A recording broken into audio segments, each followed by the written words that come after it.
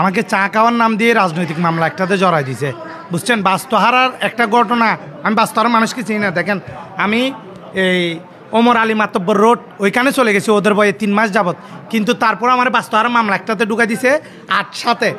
এই কিছুদিন আগে 8/7-এর মধ্যে একটা মামলা ঢুকাই দিয়েছে, মারামারির মামলা, তাও ওইখানে 10 নম্বর আসামি আমি, বুঝছেন? তারপর আমার বাইকগুলারে সবগুলোরে মিথ্যা মামলা দিয়ে দিয়ে হয়রানি করতেছে, যাতে আমরা জায়গা দাবি না করি।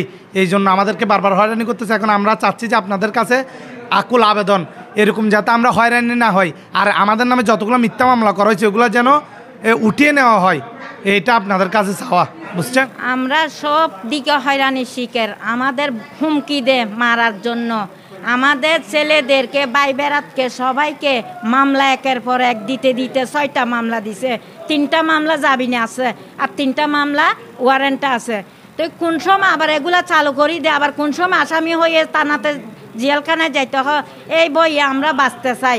আমরা থানার থেকে বিরত থাকতাম চাই। প্রশাসনের কাছে দাবি হচ্ছে যে স্যার সবসময় আমাদের হুমকি টুমকি দেয় বাড়াইয়ে গুন্ডারা, এখন আমরা তো বলে তাদের সাথে পারতেছি না। আমাদের চাওয়া হচ্ছে, আমাদের সমস্যা হচ্ছে জায়গা নিয়ে। তো জায়গা নিয়ে আমার বড় আব্বু বলতেছে আসমা আমার ফুফি, ঠিক আছে, আমার আব্বুর মামতো বোন, আপন মামতো বোন।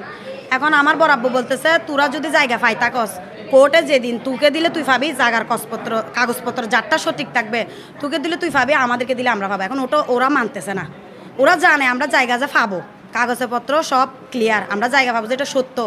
ওই জন্য ওদেরকে নাকি কোন মানুষে বলছে সেটা আমরা জানি না, কিন্তু আমরা খবর পাইছি মানে জায়গা পাবে যে ওরা এটা সত্য।